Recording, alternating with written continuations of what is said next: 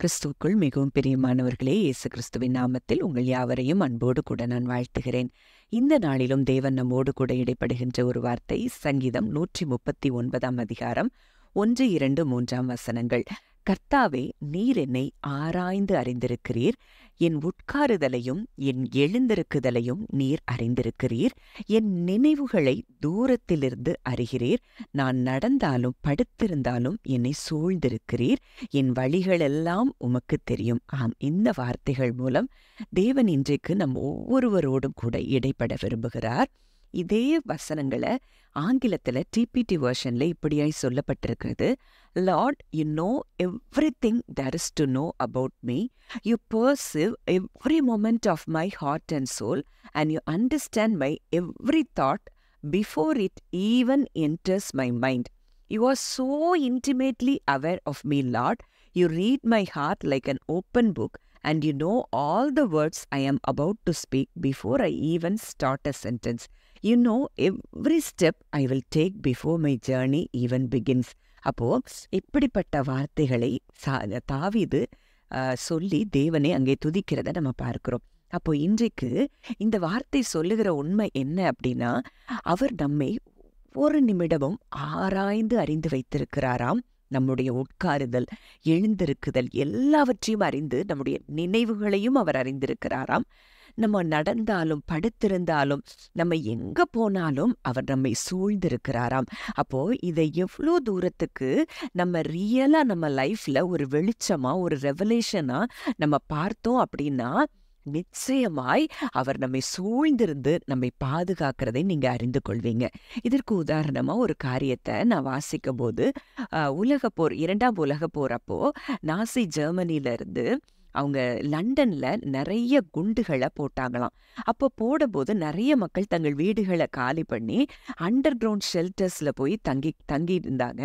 அந்த சமயத்துல ஒரு நாள் மட்டும் ஒரு லேடி தங்கி இருந்தாங்க. அடுத்த நாள் அந்த லேடியை பார்க்கல. அப்போ இதெல்லாம் கொஞ்சம் சூழ்நிலைகள் சரியான பிறகு அந்த லேடியை பார்த்து அந்த மற்ற நபர்கள் கேட்டாங்களா, நீங்க ஏன் இல்ல அந்த இடத்துல இல்ல, பாதுகாப்பான இடத்த விட்டு நீங்க ஏன் வெளியே போனீங்க அப்படின்னு கேட்கும்போது அந்த அம்மா சொன்னாங்களா, அந்த இடம் ரொம்ப ஒரு மாதிரி ஒரு வாடையா இருந்தது, ஸ்மெல் இருந்தது, என்னால் அங்க இருக்க முடியல. மேலும் நான் வேதத்துல வாசித்திருக்கிறேன், இஸ்ரவேலை காக்கிறவர் உறங்குவதும் இல்லை தூங்குகிறதும் இல்லை. அப்போ நான் முடிவு பண்ணேன், என்னை பாதுகாக்கிற ஒரு தகப்பன் இருக்கிறார், அவர் உறங்காமலும் தூங்காமலும் என்னை பாதுகாப்பார்னா நான் சமாதானமா என்னுடைய இடத்துல நான் நிச்சயமா சமாதானமா சுகத்தோடு நான் தங்கி இருக்க முடியும். நிம்மதியான ஒரு தூக்கத்தை தேவன் தருவார்னு சொல்லி நான் விசுவாசித்து அங்கிருந்து வெளியே போனேன் அப்படின்னு சொல்லி அவங்க சொன்னாங்களாம். அப்போ எவ்வளவு தூரத்துக்கு அந்த வார்த்தையின் வெளிச்சம் அவர்களை பாதுகாத்திருக்கிறது அப்படிங்கிறத இன்னும் அவங்க மூலமாவே நம்ம அறிந்து கொள்ளலாம். சில நாட்களுக்கு பிறகு என்ன ஆச்சு, அந்த எனிமி ஏர்கிராஃப்ட் அங்கிருந்து விமானம் மூலமா நிறைய பாம்ஸ் அவங்க வீடுகள் இந்த அம்மா தங்கியிருந்த வீட்டுக்கு பக்கத்துல உள்ள எல்லா இடங்களையும் நெய்பர்ஹுட்ல எல்லா இடத்துலயும் குண்டுகள் போடப்பட்டது.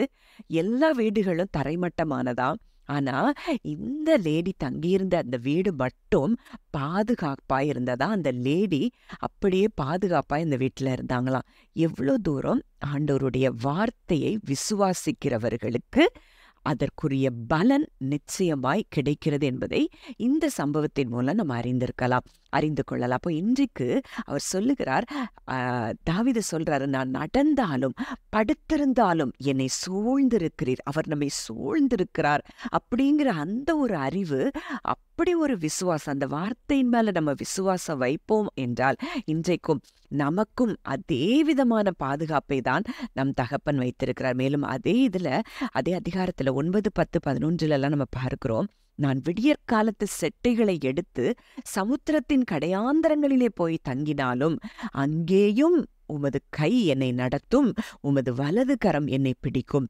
இருள் என்னை மூடிக்கொள்ளும் என்றாலும் இரவும் என்னை சுற்றி வெளிச்சமாயிருக்கும். எவ்வளோ தூரம் தாவீது தன் தேவனை அறிந்து வைத்திருந்ததுனாலதான் எத்தனை யுத்தங்கள் வந்தாலும் தாவீதால ஜெயிக்க முடிஞ்சது. ஏன்னா என் தேவன் என்னோடு இருக்கிறார் என்கிற முடியாத நம்பிக்கை தாவீதுக்கு இருந்தது. இன்றைக்கு அதே நம்பிக்கை நமக்கும் இருக்க வேண்டும் என்று சொல்லி நம் தகப்பன் விரும்புகிறார். ஜெபிக்கலாம்.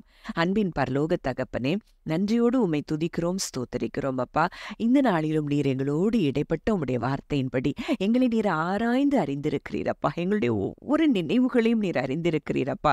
எங்களுடைய உட்காருதல், எழுந்திருக்குதல், எங்களுடைய அப்பா நாங்கள் நடந்தாலும் படுத்திருந்தாலும் எல்லாவற்றையும் நீர் அறிந்து எங்களை சூழ்ந்திருக்கிறீர் தகப்பனே. அப்பா, உமக்கு முன்பாக எதுவும் எங்களை சேதப்படுத்த முடியாது. அப்படிப்பட்ட ஒரு ப்ரொடெக்ஷனுக்குள்ள, ஒரு பாதுகாப்புக்குள்ள இஸ்ரவேலை காக்கிற எங்கள் தேவன் உறங்காமலும் தூங்காமலும் எங்களையும் எங்கள் குடும்பங்களும் நீர் பாதுகாக்கிற தயவுக்காய் நன்றி செலுத்துகிறோம் தகப்பனே. இந்த வார்த்தையின் வெளிச்சம் இதை கேட்கிற ஒவ்வொருவருடைய இருதயத்திலும் பிரகாசிக்கட்டும் அப்பா.